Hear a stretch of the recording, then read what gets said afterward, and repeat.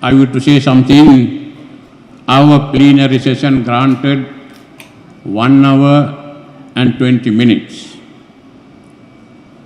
But 30 minutes has gone. We lost 30 minutes. Therefore, I would like to sometime reduce our panelists their time, or we can extend our meeting another 30 minutes more.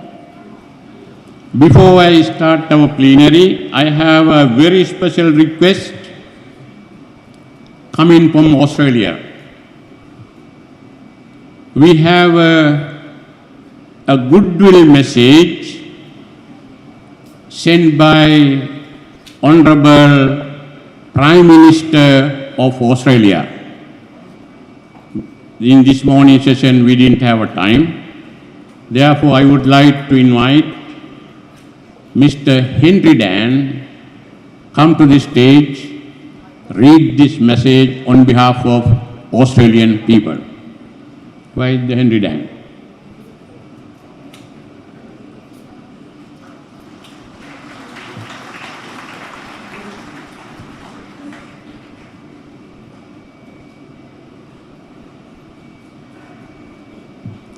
Mr. Henry Dan from Australia.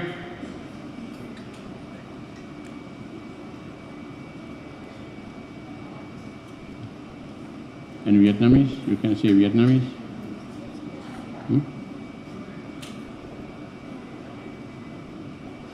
Is coming?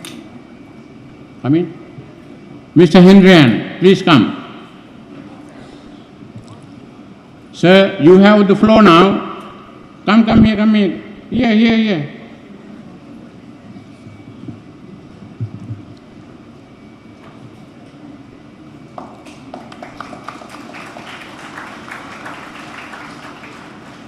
This Buddhist leader coming very far from Australia with the message of Prime Minister of Australia. Please take time to read this message.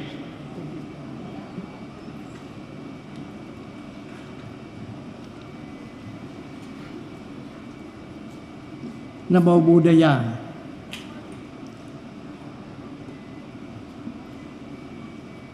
Most Venerable Master Prime Buddhist, President of the ICDV, Most Venerable of the Vietnam Sangha, Most Venerables,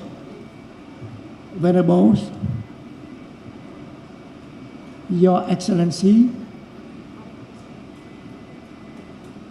ladies and gentlemen.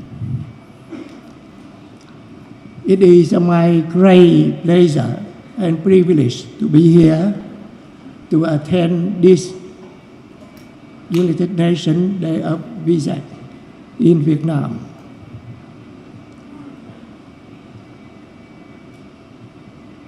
Before delivering a VESK message from the Prime Minister of Australia, may I bring to your attention that Australia is the first Western country of which the Prime Minister has provided VESK messages over the past many years for the ICDV International celebration. Also, the Australian observance of the United Nations Day of VESK in Australia. Although the Buddhist population in Australia occupy only 3% of the Australian population.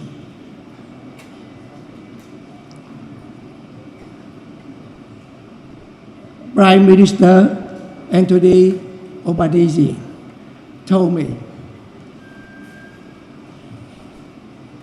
before the federal election, which was held on the 3rd of May, according to the Australian Constitution, the current Prime Minister is only a caretaker, so acting prime minister. So he said he could not provide, a VESK message for us. But I said, you now still prime minister, and he kindly provided his VESK message for international celebration in Vietnam, Thailand, and particularly in Australia on the 14th of May. Now, the good news is he is re-elected. He's got a stunning victory, so still Prime Minister of Australia.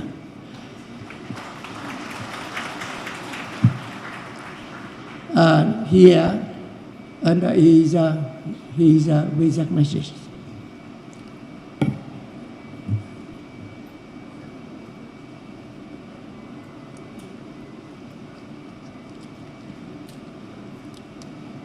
Sorry, I need glasses. Message from the Prime Minister, VESK. As Buddhists across Australia poised to observe VESK, I extend my warmest wishes to you on this special occasion. The birth, enlightenment, and passing of the Buddha are crucial moments in the history of your faith and occasions of great spiritual significance. Each year, VESK is a chance to commemorate these momentous events and return to the essential of your faith. Sharing food and singing hymns, hanging lanterns, and visiting the temple. These are the traditions of VESK that bring Buddhists together in honor of shared history and ideals. We are a great and diverse nation, strengthened by the contributions of all our people. I thank the Buddhist community for the enriching influence your values and insights have on our social fabric. To everyone gathering this VESK, I wish you a joyous and uplifting commemoration. The Honorable Anthony Albanese, MP, Prime Minister of Australia. Thank you very much for your time and for your attention. Thank you very much, Mr. Henry Dan, coming very far away from Australia with this wonderful message from the Prime Minister. Ladies and gentlemen, before I begin to introduce you our eminent scholars, I would like to give first priority Most Venerable Professor Dr. Tiknaktu, Standing Vice Chancellor, Vietnam Buddhist University. He is a writer, he is a teacher, he is an organizer in this United Nations celebration. So I would like to give him floor to address you and to liberate him. He is a very busy schedule this afternoon. Ladies and gentlemen, please give a big applause for Most Venerable Tiknaktu.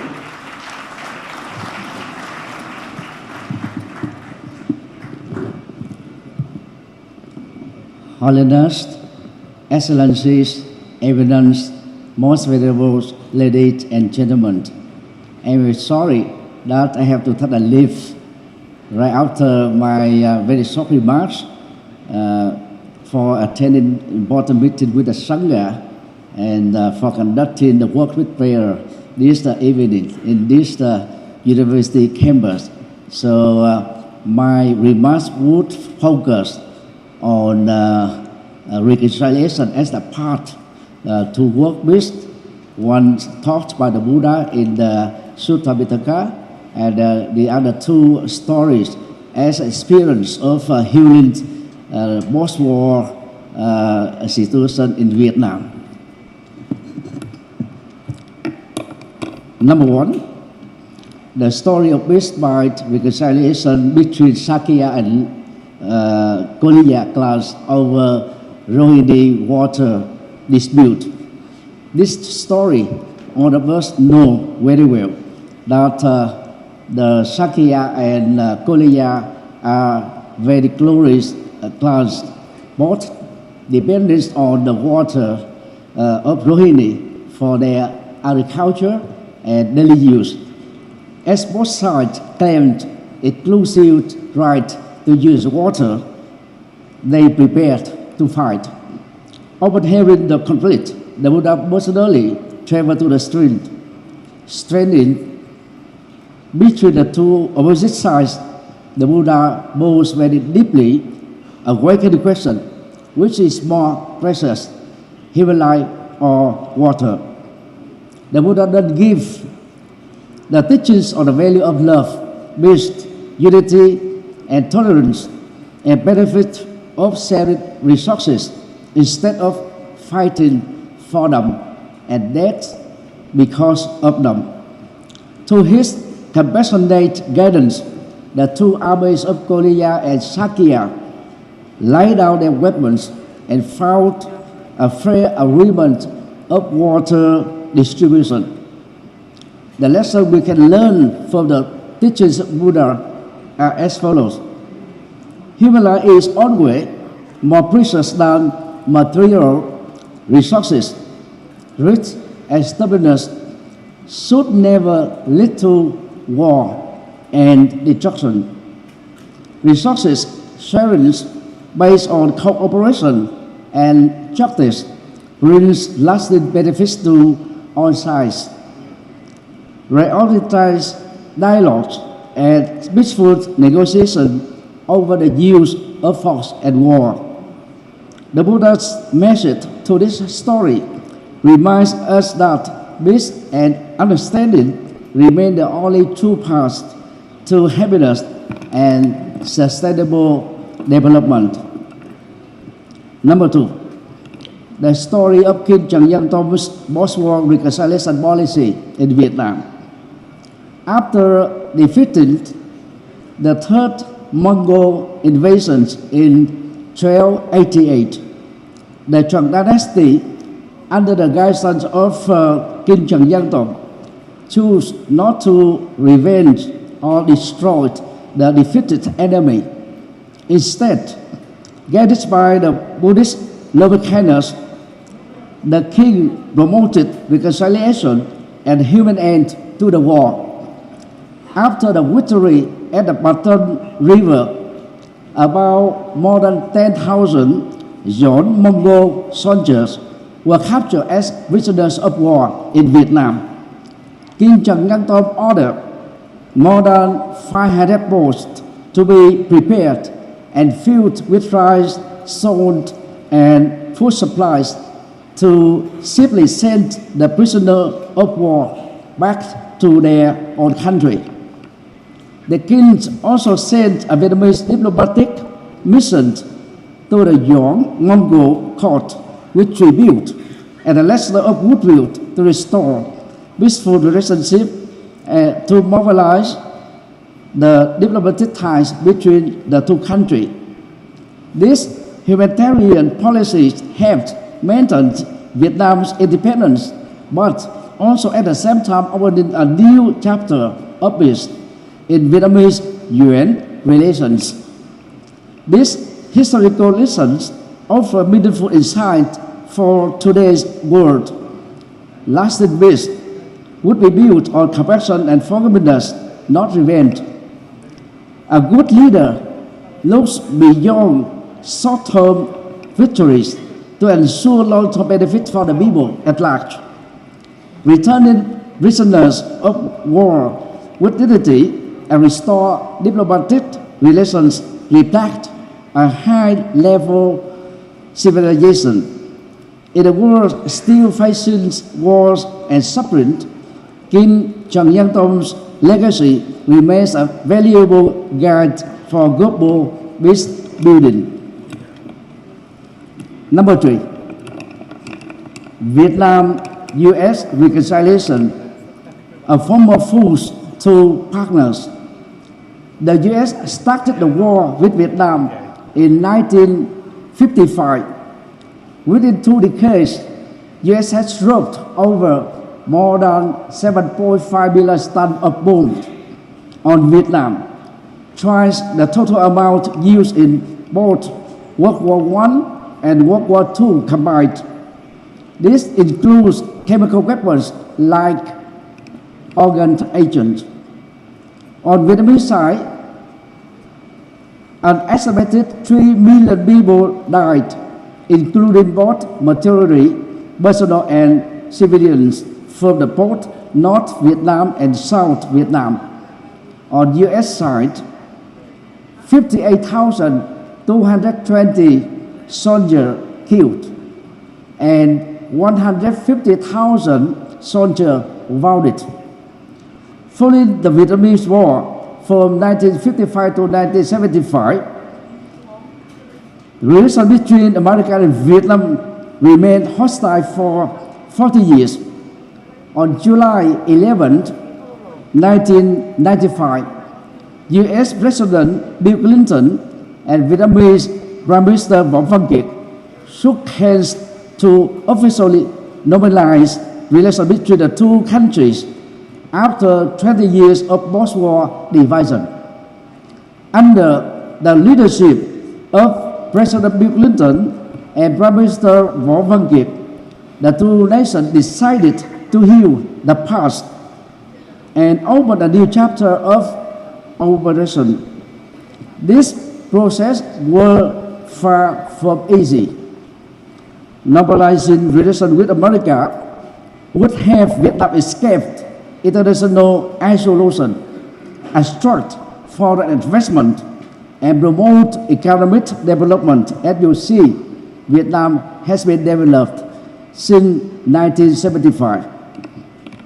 The key lesson here is in the ability to overcome the past pain by forgiveness and healing with a long-term vision for global and national benefit.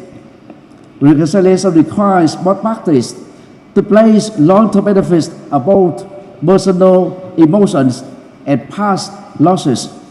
Conflicts can be overcome through dialogue, empathy, and steadfast commitment to healing.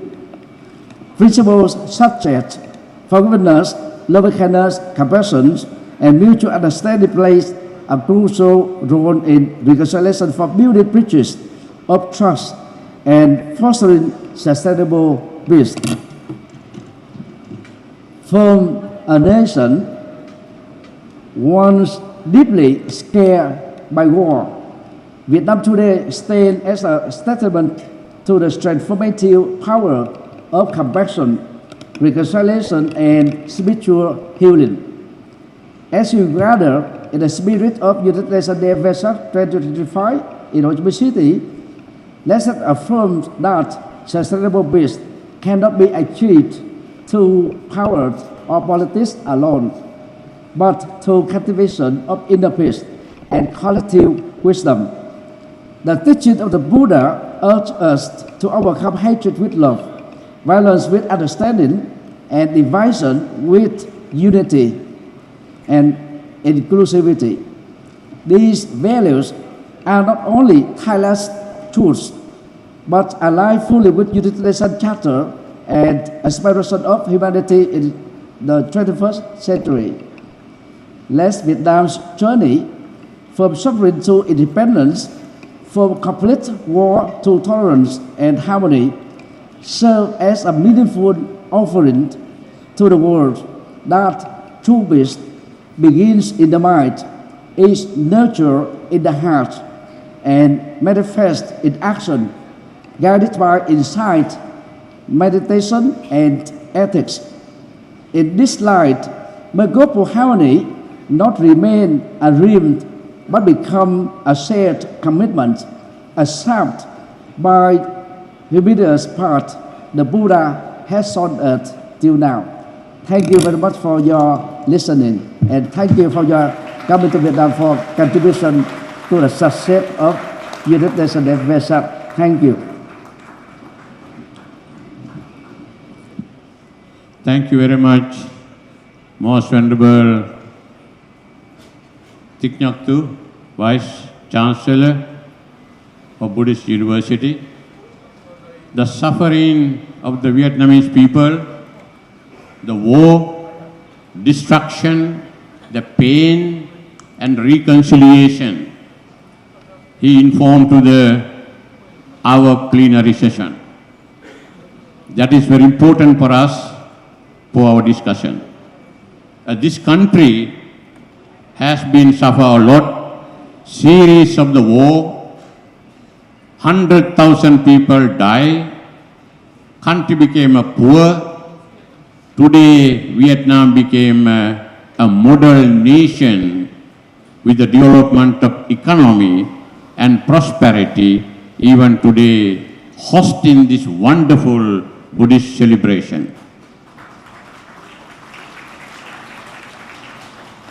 This message our Vice Rector brought to us to make a more attention for our eminent scholars to know the reconciliation is how important to build up the world. So before I introduce our scholars and the leaders, I would like to call upon Most Venerable Chow Chu, the President of Los Angeles Buddhist Union of the United States of America.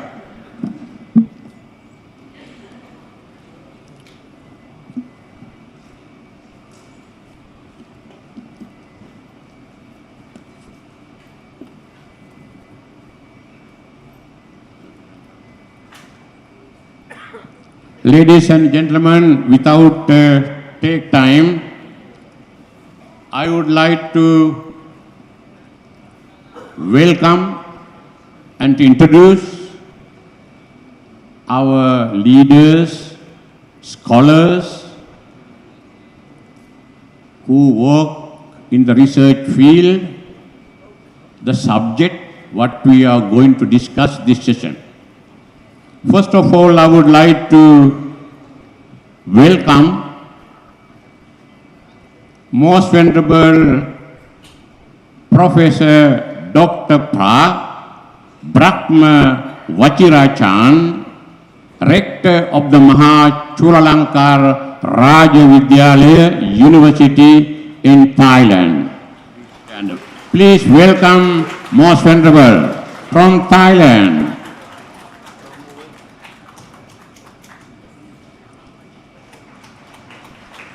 Next, I would like to introduce you Professor Dr. Karam Tej Singh Sarao, former head Buddhist Studies Department of New Delhi, University of India. He is a prominent scholar, historian, published many books, very popular teacher, and he is ready to analyze and to enlighten all of us today, this afternoon session. And the next, Most Venerable Bodhi mentioned there is no female in this conference address. At least we have one. We answer this question immediately. After speech of Venerable Bodhi. Now I am going to introduce you Dr. Min Hua Ta, President, University of the West, United States of America. She is doing very important position as administrator and a leader conducting academic affairs in Los Angeles. The next, I would like to introduce you Mr. Carlo Lukcek, Vice President of the European Buddhist Union. Please welcome him. Monsieur le Vice-Président, bienvenue. Next, I would like to introduce Dr. Sanat Mahavitanagi, Director, Center for Mindfulness-Based Research and Practices, University of Sri Jayewardenepura, Sri Lanka. He is working the practice in the mindfulness, how people make peaceful people. What are the root causes and remedies? Next, I would like to introduce you Most Venerable Dr. Yong Shen Ya, Rector Sihanouk Raja Buddhist University from Cambodia. The last and not least, next to me, Most Venerable Chow Tu, President of Los Angeles Buddhist Union. He is an activist in the society for the reconciliation and peace development. Now, I would like to turn you, distinguish our leaders, as I am your moderator. Please bear with me. The organization has given us 120 minutes. So I have 7 scholars to address, but I am thinking, if I not invite you, the whole, your all Buddhist leaders are here. If you didn't raise your voice, I think our plenary is not successful. Therefore, I would like to keep 30 minutes for our audience to have a question and answer. These eminent scholars will be ready to answer for their presentation. Therefore, I would like to ask all of you, please take 8 minutes. 8 minutes. You can just touch your important points. Here is not a university to read a long paper, because our question today, how to make a reconciliation, how to make a world peace, how to make a development, human development, and unity, inclusivity, because we are today not even Asia, even Europe, even Africa, even Latin America. Every day people are killing. They are suffering. They have no house, no hospital, and discrimination and violence everywhere. Even we have no unity. We are talking about unity and inclusivity. We are not talking about unity. We are always talking about our differences. Therefore, this session is very important for us to discuss about this issue, what Buddhists can say to the world community.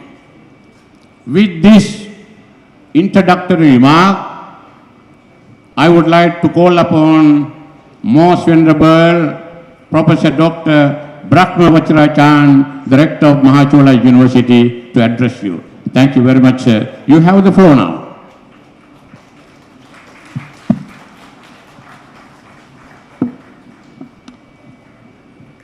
I pay respect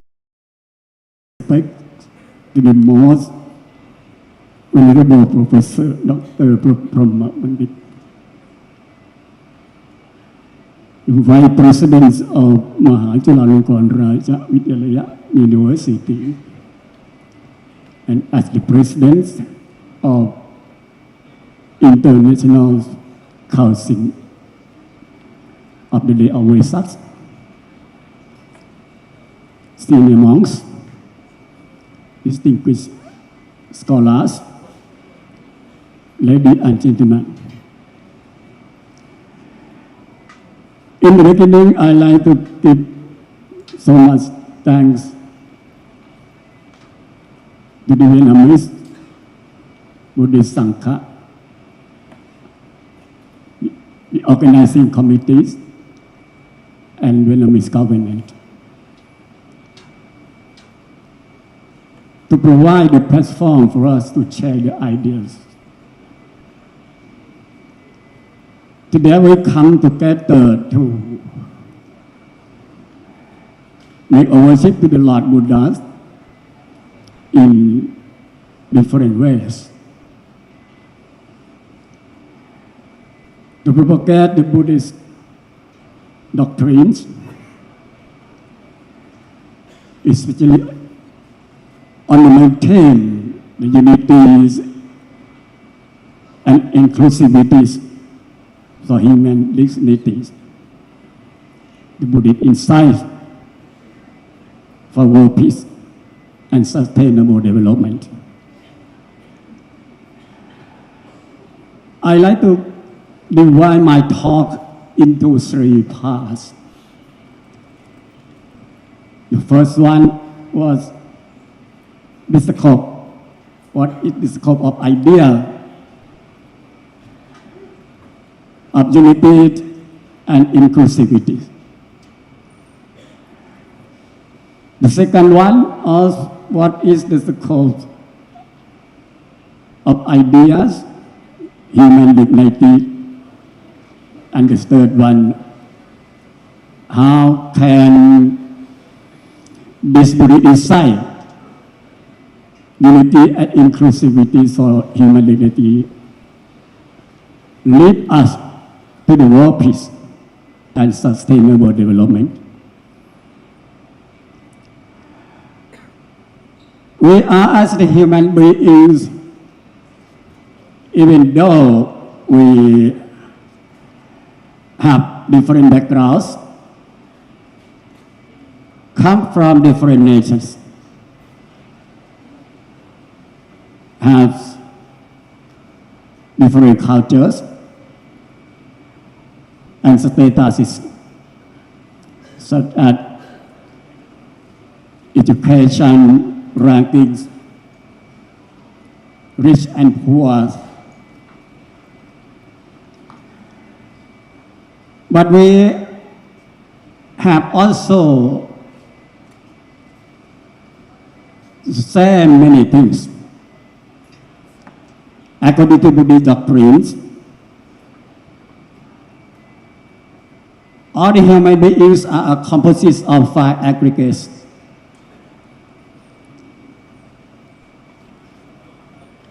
Form, feelings, perceptions, mental formation, and consciousness are life.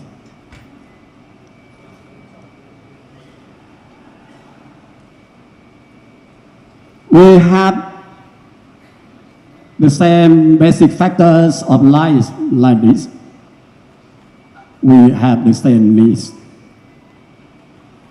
We all need clothes, foods, lodging place, medicine, etc.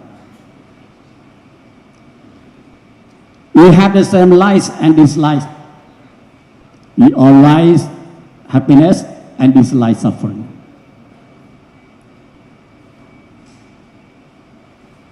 And the most important thing, we have the same nature, the nature of the human being.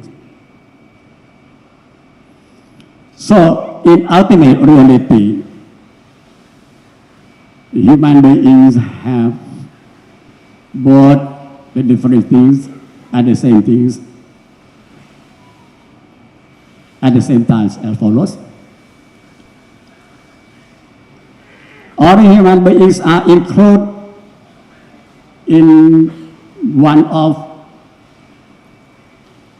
4 kinds of birth. womb-born creatures, egg-born creatures, moisture-born creatures, and spontaneous-born creatures.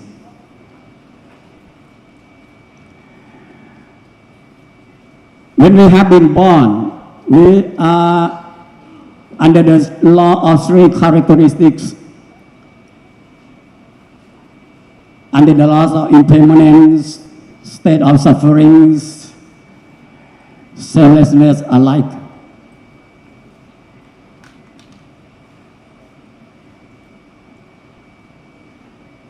And life of the human being is under the law of life cycle.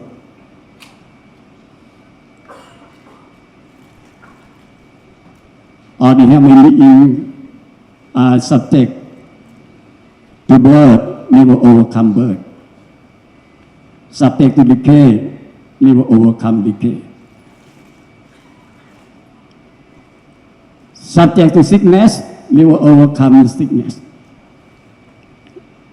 And subject to death, never overcome death.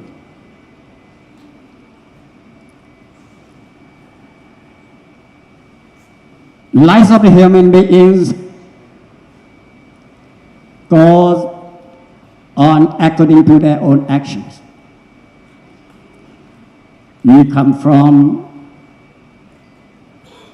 the past because of our own action, and we are present here because of our own action, and we will go to the future because of our own action also.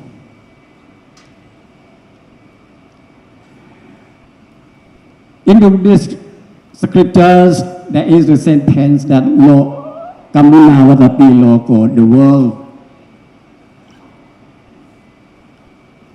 including living beings and non-living beings, go on to their own action.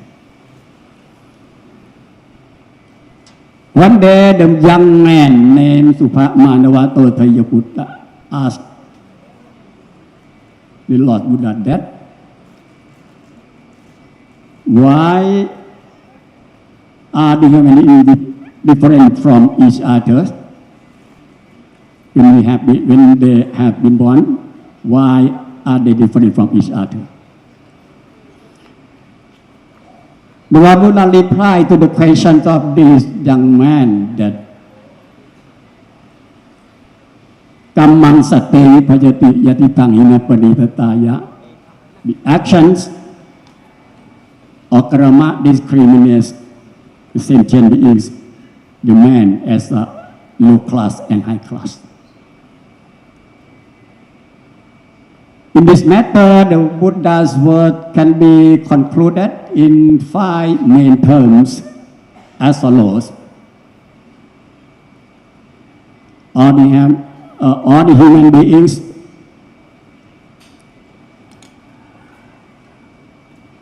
have their own actions, kammasaka, inherit the consequences of their own action, kammatayata, have the actions as an origins, kammayoni, have actions as a relative, kammapantu, and have the actions as a refuse, kammapatisarana, like this. And the human beings are interconnected to each other in the life cycles.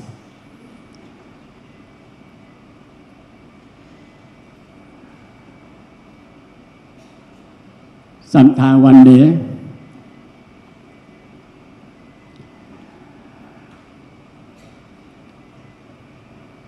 the Lord Buddha said many times in the Buddhist scriptures, named Samyutta Nikaya Nityanavaka, we have the sentence like this.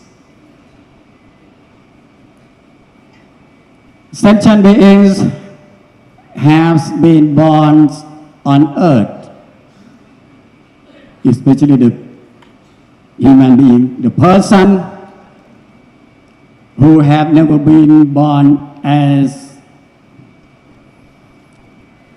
a mother, father, as a brother, sisters, son and daughter of each other cannot be available easily.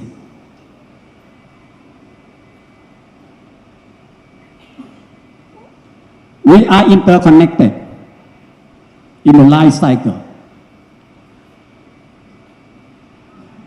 So it can be possible that our father or brother here might be our enemy in last birth or in 10 births back.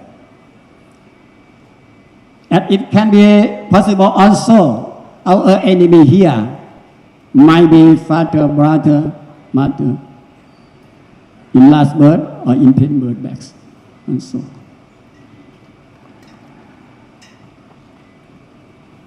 So we are different from each other and we have many things the same as each other.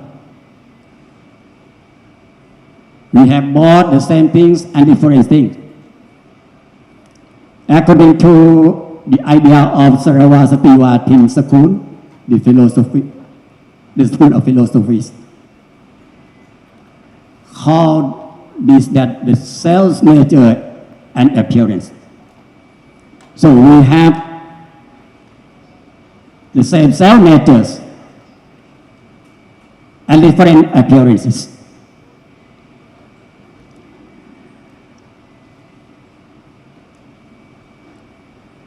This is the first part.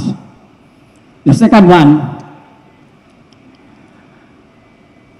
what is the scope of human dignity?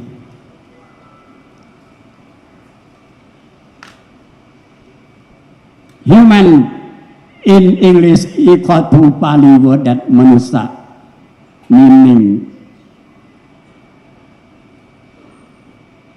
the creators, the sentient beings who have the supreme mind, have the knowledge of usefulness and unusefulness, and have the rest of merit and demerit.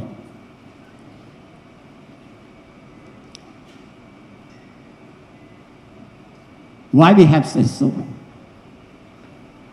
Because in humanhood, when we have been born as a human being, we have the open wide opportunity, the opportunity to develop themselves, opportunity to do, not to do. We are here with the freedom.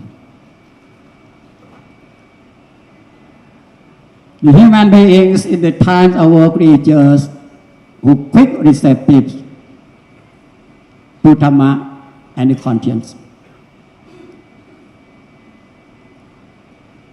We have the opportunity to develop our wisdom from the mundane up to supramundane to the topmost levels. And we have many values inside our lives. The third one, how can unity and inclusivity for human dignity lead us to world peace and sustainable development? Having understand